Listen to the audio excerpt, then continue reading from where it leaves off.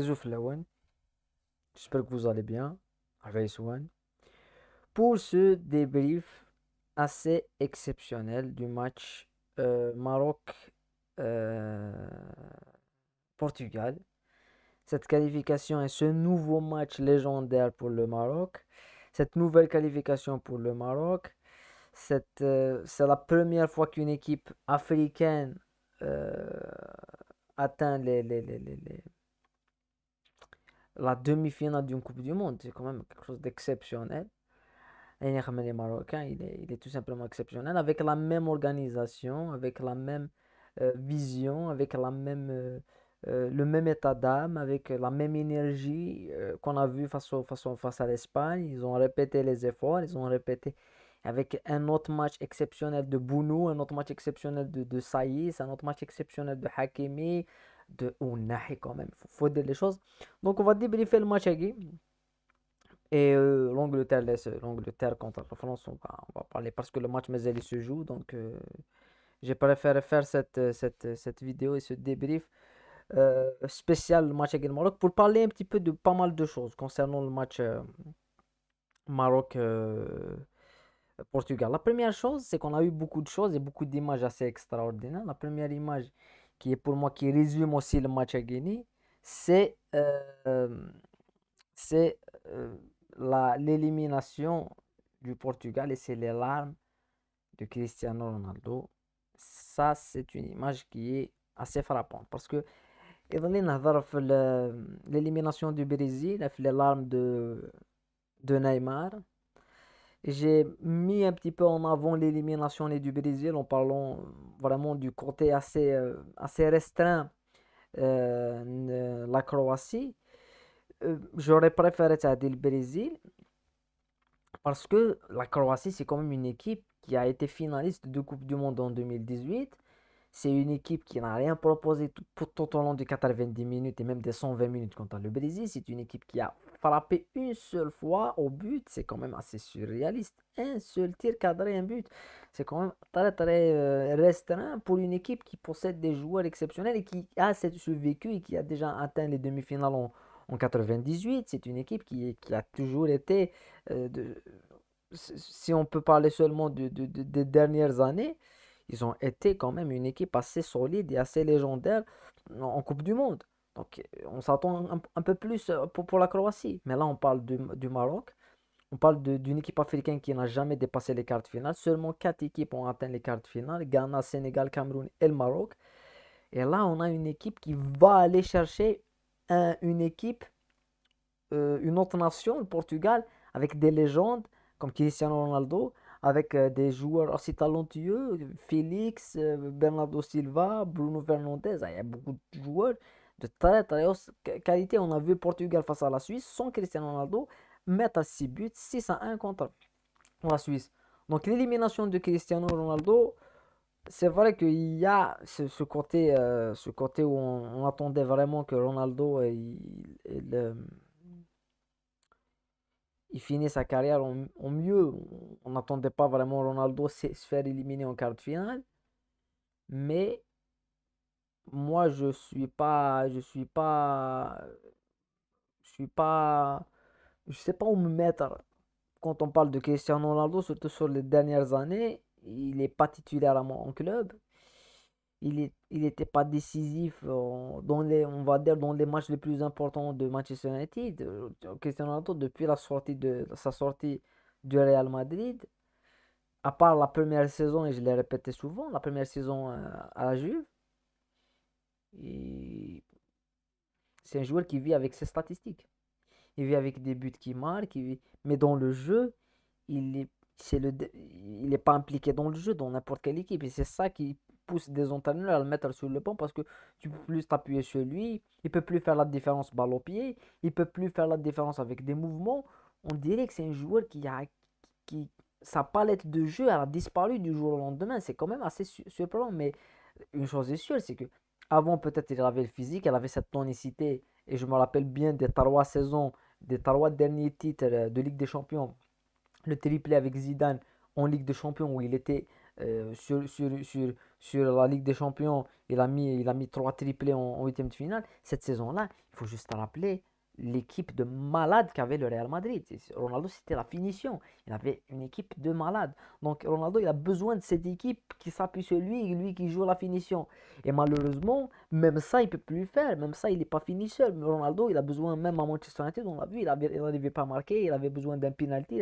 Donc c'est difficile de juger Cristiano Ronaldo. On sait que c'est difficile de parler de Cristiano Ronaldo. C'est quelqu'un qui dévise et qui rassemble beaucoup de gens aussi.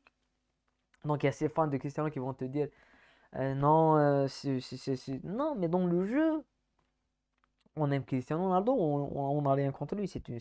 Quoi qu'il arrive, il se fait éliminer aujourd'hui, ou il joue pas, ou il joue, c'est une légende du football. C'est l'un des meilleurs joueurs de l'histoire du football. Ça, il n'y a aucun débat là-dessus. Les statistiques, la longévité, voilà, tout ce qu'il a fait.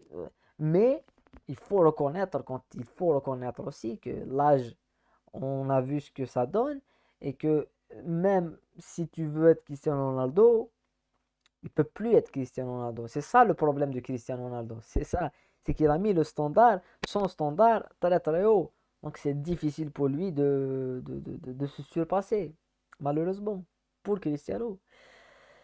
Maintenant, est-ce qu'il va rebondir, Ronaldo? Il a 37 ans, 38 ans. Est-ce qu'il va rebondir dans un autre club?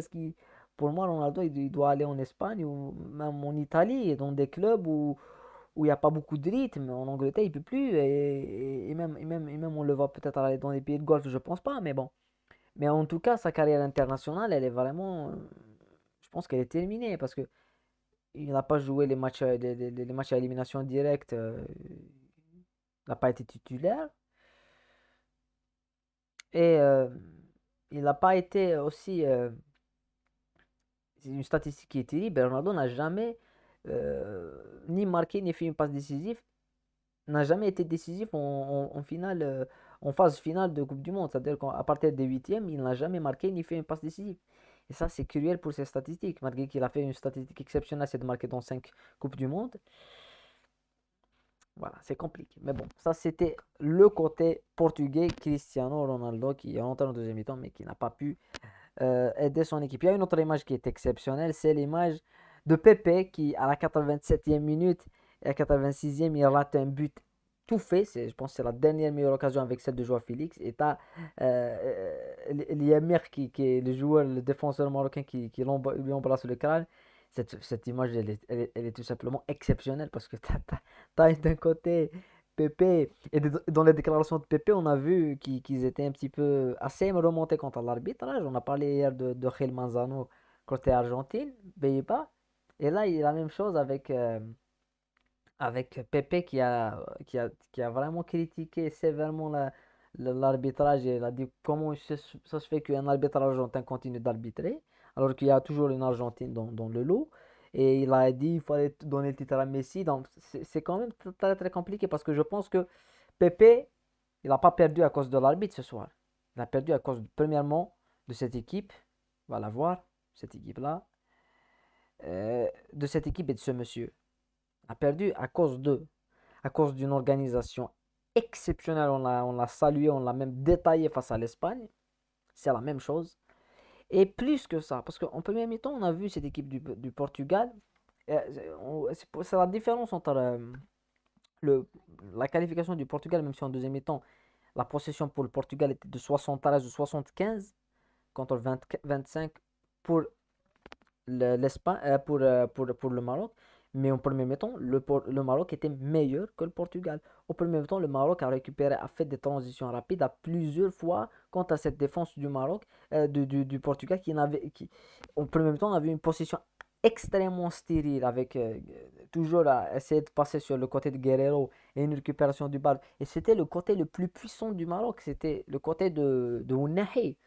Donc c'est quand même assez compliqué de parler de ça. Mais la performance de Regragui et son organisation et comment il a pu fédérer cette équipe, mais je pense que le Maroc, ils vivent un rêve. Et ils le vivent et ils se disent, on ne veut pas se réveiller, on veut aller encore plus loin. Et là, le prochain adversaire, si c'est la France, ils vont y aller aussi de la même façon, essayer de mettre du rythme, mettre de l'impact et cette organisation avec un entraîneur qui est une nouvelle fois exceptionnel, avec un joueur comme Amrabat, qui est pour moi l'un des meilleurs sentinelles de cette Coupe du Monde, si ce n'est le meilleur sentinelle de cette Coupe du Monde, avec Romain Saïs, avec Bounou qui fait une Coupe du Monde exceptionnelle avec un nouveau clean sheet et une statistique qui est exceptionnelle, c'est que depuis la Coupe du Monde, c'est 5 sur ces 5 matchs, un seul but encaissé. Et la dernière fois qu'on a vu ça en Coupe du Monde, c'était l'Italie en 2006. Pour vous parler un petit peu de la puissance de la statistique. Sur 5 matchs, un seul but encaissé. La dernière fois, c'était l'Italie de 2006. Et l'Italie de 2006, c'était Materazzi, c'était Cannavaro, c'était certainement une Coupe du Monde exceptionnelle de Zambrotta, si on se rappelle bien. Donc, pour juste valoriser aussi cette performance assez légendaire du Maroc. Donc, voilà, on a un petit peu fait le tour des louanges. Maintenant, ils sont entrés dans la légende, mais est-ce que c'est la fin du rêve marocain? Est-ce que maintenant on va dire non? Parce qu'on avait peut-être pensé ça avec l'Espagne, on a dit ils ont fait l'Espagne, c'était le coup exceptionnel, aller en quart de finale, ils l'ont fait. Là, ils font un coup aussi au-dessus. Parce que battre la Belgique, c'était vieillissant la Belgique. Faire un match plein contre la Croatie où ils devaient gagner, faire une victoire face à l'Espagne avec les penalties, là c'est un match dans le jeu où tu marques, où tu domines, où tu fais du. Et est-ce qu'ils peuvent aller chercher la France? Moi, je pense que oui, ils peuvent aller chercher n'importe quelle équipe. Parce que c'est une équipe qui, elle peut encaisser. Je peux pas dire, parce qu'il y a Bounou, donc ça tient, des fois ça tient à un fil. Mais c'est un bon fil. C'est un câble. C'est pas qu'un petit fil, c'est un câble. Parce que c'est une équipe qui a quand même quelque chose, qui a une âme, qui a un esprit. Et elle a l'organisation, le côté tactique, Regragui, et le côté des joueurs, avec Amrabat, avec Un Nassiri. Le but, l'extension d'Un Nassiri, c'est Cristiano Ronaldo. C'est ça que devait faire. Il ne peut pas le faire. Donc voilà. Et tu as Bouffal, tu as Ziyech, mais tu as aussi certainement Ounahi et Amala. Je l'ai parlé la dernière fois, on les voit tous. Ounahi, c'est quand même un joueur, il joue en Ligue 1, mais là, la performance qu'il fait, on dirait qu'il joue pas en Ligue 1, on dirait qu'il joue au Real Madrid ou au Bayern ou les Ballons d'Or, je sais pas quoi, c'est quoi ce niveau de malade. Donc moi, je pense que le Maroc a son mot à dire. Et je l'espère. Voir une équipe africaine déjà en demi-finale, c'est exceptionnel. On ne voulait pas voir que des équipes européennes. Là, on aura une équipe africaine et deux équipes européennes et une équipe d'Amérique latine, l'Argentine. Donc on aura quand même Coupe du Monde. Ça, c'est la Coupe du Monde avec beaucoup d'équipes. S'il fait d'avoir que des Européens, il faut ça de la Coupe d'Europe, ils la font chez eux et ça s'arrête là. Mais je pense que le Maroc a son mot à dire. Et ils peuvent le faire parce qu'ils ont les moyens. Parce qu'en premier mi-temps, ils ont eu beaucoup d'occasions de tuer le match aussi. Il y avait une action de Bouffal, elle était un face-à-face. Donc il faut tout mettre à l'ordre. Et c'est une victoire africaine, une victoire à Mazir. Donc ça fait vraiment plaisir. Ça fait vraiment plaisir. Voilà. C'était le débrief d'une grande page de l'histoire qui s'est écrite ce soir parce que le Maroc est rentré encore plus dans la légende. Et l'Afrique est enfin a une équipe en demi-finale et pourquoi pas l'Afrique aura une équipe en finale. C'est ce que j'espère. C'est ce qu'on espère tous. Voir cette équipe du Maroc aller jusqu'au bout. Aller en finale de Coupe du Monde et pourquoi pas. Voilà, il faut pas penser à gagner direct. Il faut penser étape par étape. Parce qu'en Coupe du Monde, c'est ça. Il faut penser étape par étape. Et je pense qu'ils ont tous les moyens. Maintenant, les quatre équipes qui sont là en demi-finale, ils peuvent la gagner. Si tu es en demi-finale, c'est que tu peux gagner. T'es pas arrivé en demi-finale, le Maroc, ils sont pas arrivés par hasard. Ils sont arrivés parce qu'ils étaient les meilleurs dans tous leurs matchs, face à la Belgique, face au Maroc, face à la Croatie, face à l'Espagne, face au Portugal encore plus. Moi, je pense que ce soir, face au Portugal, c'est un match encore plus abouti. C'est un match extrêmement abouti des Marocains. Voilà. Voilà. Maintenant, fin des quarts de finale. On aura un mot après pour reparler d'Angleterre-France. Même si j'ai vu la première mi-temps, c'était un petit peu décevant. On n'a pas eu la folie. Voilà, c'est le football européen. C'est un petit peu trop étudié, trop mathématique. Nous, on veut de la folie, on veut du rythme, on veut quelque chose d'exceptionnel et on l'a eu avec le Maroc. Maintenant, on va se concentrer sur les demi-finales pour une Coupe du Monde de légende. Voilà. On se retrouve dans d'autres débriefs et à bientôt. Merci beaucoup.